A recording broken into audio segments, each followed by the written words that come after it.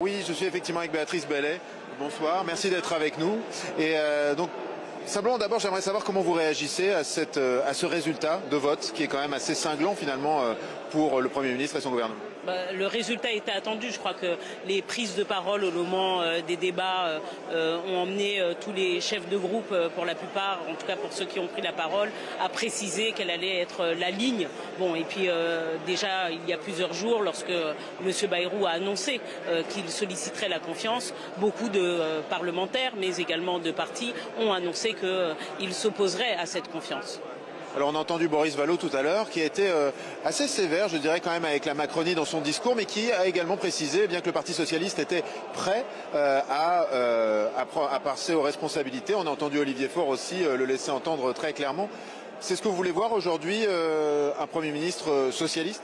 Ce que nous voulons voir, c'est un Premier ministre socialiste et singulièrement une première ou un Premier ministre de gauche. La réalité, c'est que jusqu'à maintenant, Monsieur le Président Emmanuel Macron a montré tout son mépris quant au choix des Françaises et des Français.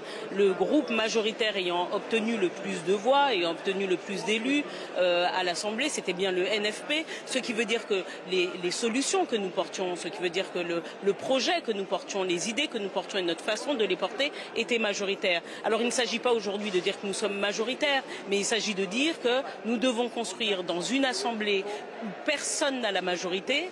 Il s'agit de trouver les personnes qui sont prêtes à être ouvertes au compromis. Nous avons dit que nous sommes en capacité de le faire, que nous le souhaitions, que nous allions demain, si nous gouverner sans 49.3. Je crois que c'est la preuve que nous sommes en capacité, ou en tout cas en volonté, de faire du parlementarisme. Et c'est ce qu'il faut à la France lorsque l'on voit, en effet, qu'il n'y a pas une assemblée, en tout cas sans majorité.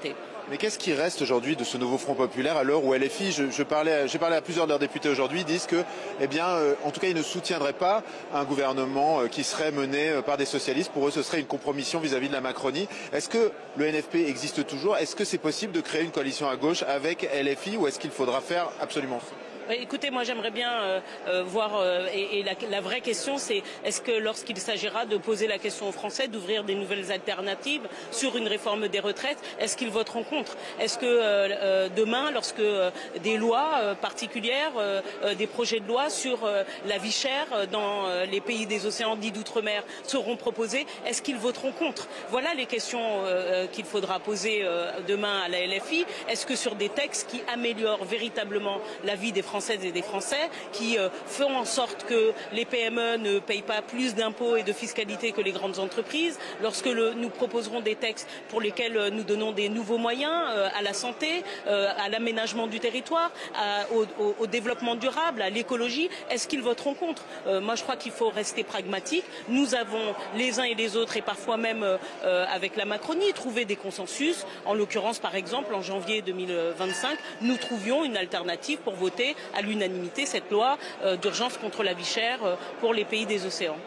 Bien, écoutez, Madame Bellet, je vous remercie beaucoup d'avoir répondu aux questions de France 24.